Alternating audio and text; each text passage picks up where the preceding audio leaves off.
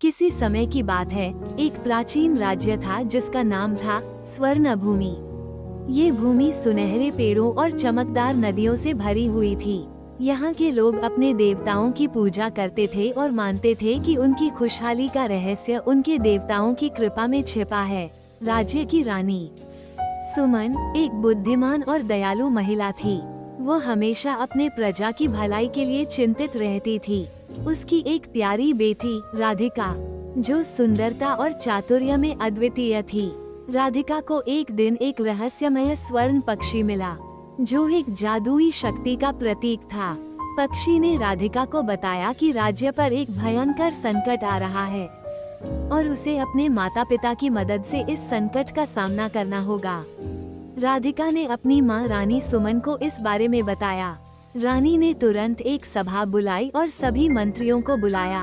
सभा में एक बुजुर्ग मंत्री वीरेंद्र ने कहा, हमें देवताओं की कृपा प्राप्त करने के लिए एक यज्ञ करना होगा। सभी ने सहमति जताई और यज्ञ की तैयारी शुरू हो गई। यज्ञ के दिन राधिका ने स्वर्ण पक्षी की मदद से यज्ञ को सफल बनाने के लिए मंत्रों का जाप किया। अचानक आसमान में काले बादल छा गए और एक भयंकर दानव प्रकट हुआ। दानव ने कहा, मैं इस राज्य का स्वामी हूँ और तुम सबको मेरी सेवा करनी होगी। राधिका ने अपनी माँ और मंत्री से कहा, हमें डरने की जरूरत नहीं है, हमें अपने विश्वास और साहस के साथ इसका सामना करना होगा। रानी और मंत्री ने राधिका की बात मानी और सभी ने मिलकर दानव का सामना किया।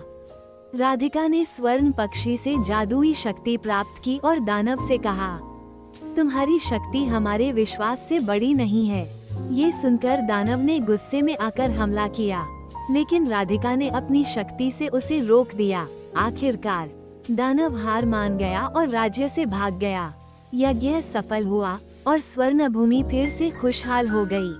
राधिका और रानी सुमन ने सबको विश्वास दिलाया कि साहस और एकता से किसी भी संकट का सामना किया जा सकता है।